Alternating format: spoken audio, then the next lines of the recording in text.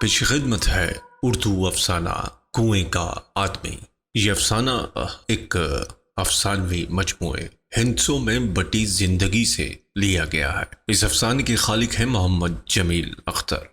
जितना थोड़ा बहुत मैं मोहम्मद जमील अख्तर के बारे में जानता हूँ, मुझे ऐसा मालूम होता है कि उनकी जिंदगी भी किसी अफसाने से कम नहीं।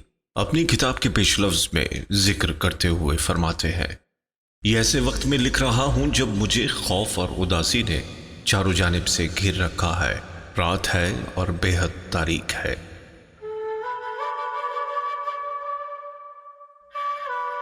पेश लफ्ज के इस इक़्तिबास से अंदाज़ा लगाया जा सकता है कि मोहम्मद जमील अख्तर के लिखे गए अफसाने या कहानियाँ किसी ज़ेर ज़मीन जहन्नम में सफ़र करती हैं, या फिर उनका ख्याल इतनी बुलंदी पर परवास करता है कि जहाँ सांस लेना भी दुश्वार हो।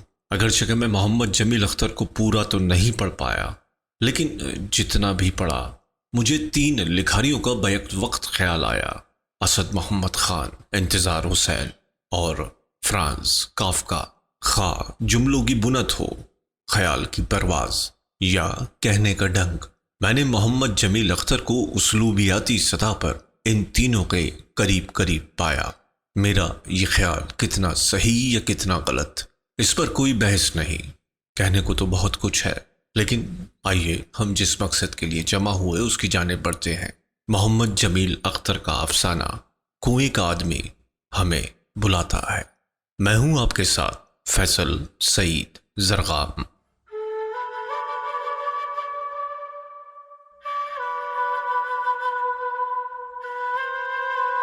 कितने जोर से चीखूं तो आवाज कुएं से बाहर सुनाई देगी।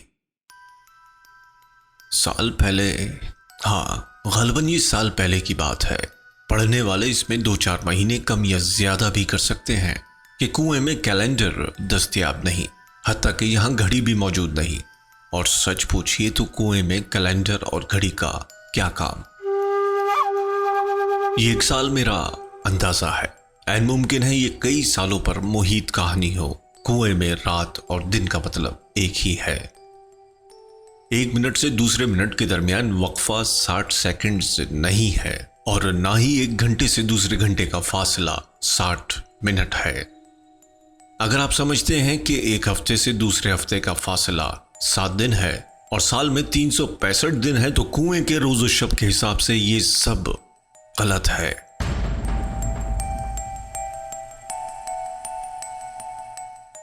खुशी, गम, आज़ादी और कैद में वक्त की तरतीब एक सी नहीं रहती।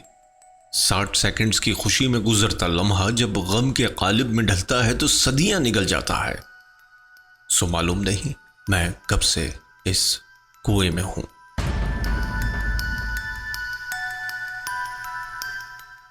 कितने जोर से चीखूं तो आवाज कुएं से बाहर सुनाई देगी।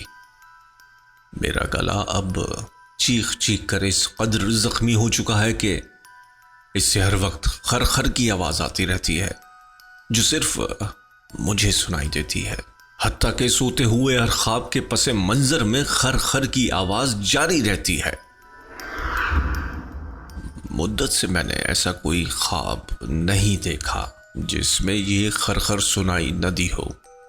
शायद बचपन में मुझे इस आवाज़ के बगैर भी ख्वाब दिखाई देते हों, लेकिन अब मुझे बाहर की बातें ज़्यादा तफसील से याद नहीं। वहाँ की एक हल्की सी याद उन कवानीन के बारे है जो उस वक्त नाफिज थे। लोग इजाफी आंखें, कान और ज़ुबान लिए फिरते थे क्योंकि वो उनसे कोई काम नहीं लेते थे। नाफिज शुदा कानून के तहत बोलना, देखना और सुनना होता था।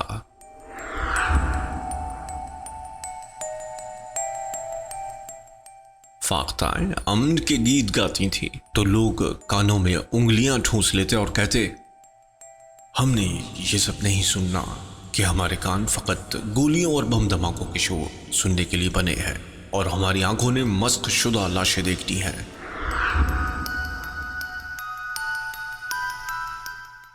ये दौर माओ का बच्चा जन्म देने का दौर हरगिज नहीं था, लेकिन कुएं से बाहर धड़ाधड़ बच्चे पैदा हो रहे थे।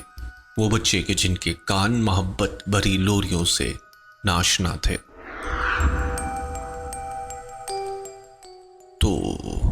कितने जोर से चीखूं।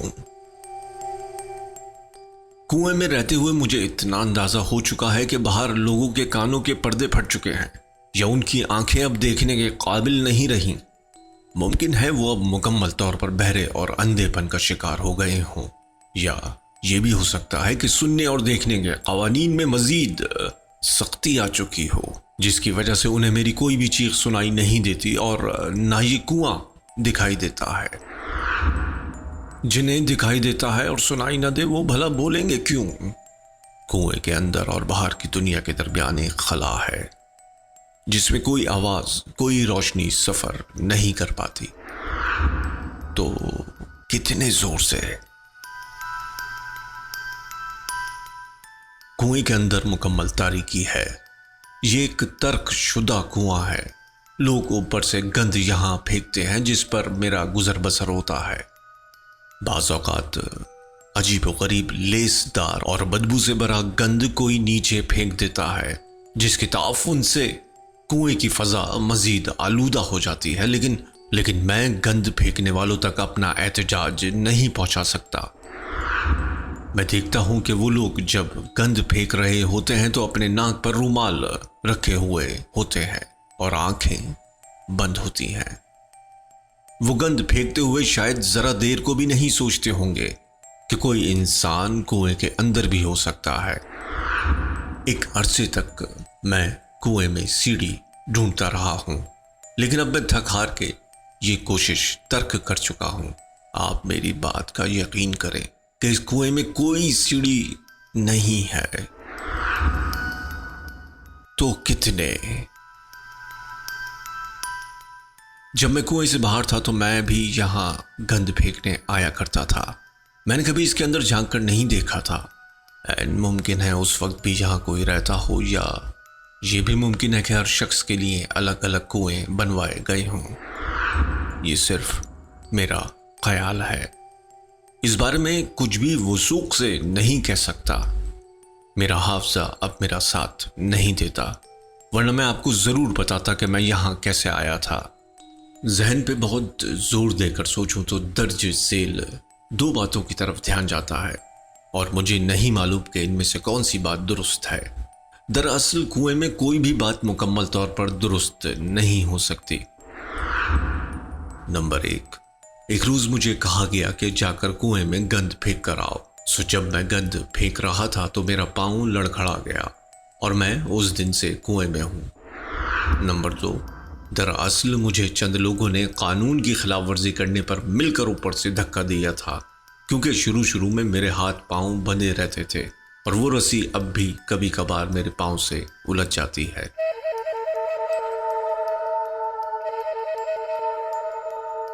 रस्सी के अलावा मुझे जिस चीज से उलझन महसूस होती है वो यहाँ के जहरीले कीड़े मकोड़े हैं जो वक्तन फवक्तन मेरे हाथ पांव पे काटते रहते हैं। चूंकि यहाँ तारीकी इस कदर ज्यादा है कि इतनी मुद्दत से यहाँ रहने के बावजूद मेरी आंखें अंधेरे में देखने के काबिल नहीं हो सकी, जिसकी वजह से मैं जहरीले हशरातुल अर्ज से बच नहीं पाता। मैं इन्हें अपने जिस्म पर रेंगते हुए महसूस कर सकता हूं, लेकिन मैं भागकर जाऊं भी तो कहां जाऊं कि यहां अंधेरे की चारों जानिब अंधेरा है और मुझे कोई पांचवी सिमत नहीं मिल रही। अगर यहां रोशनी होती तो आप देखते कि मेरा जिस्म अब नीला हो चुका होगा और मुसलसल खड़ा रहने से पांव सूज चुके होंगे, लेकिन मैं ये जख्मी जिस्म किसी को दिखा नहीं सकता। और वैसे भी कुएं की तह में पानी की मिकदार भी कम होती जा रही है। मुझे नहीं लगता कि मैं ज्यादा अरसा यहाँ जिंदा रह सकूंगा। मेरी आंखें रोशनी के लिए, कान लोरियां सुनने और जबान कोई बात ऊंची आवाज में कहने को तरस रही है, और कुएं में देखने को अंधेरा है, सुनने को जहरीले कीड़े मकोड़ों की ना समझ में आने वाली आवाजें और मेरी खरखर, वो भी मेरे अलावा किसी को समझ नहीं आती। चीखूं,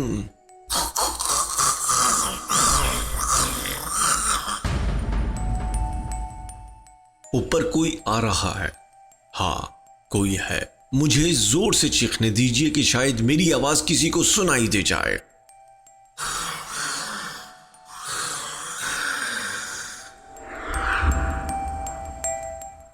आह, मेरे गले से इसके अलावा कोई आवाज नहीं निकल रही। बाकी आवाजों के बारे में सिर्फ सोच सकता हूं, और इस कुएं में सिर्फ सोच के सहारे जिंदगी नहीं गुजारी जा सकती।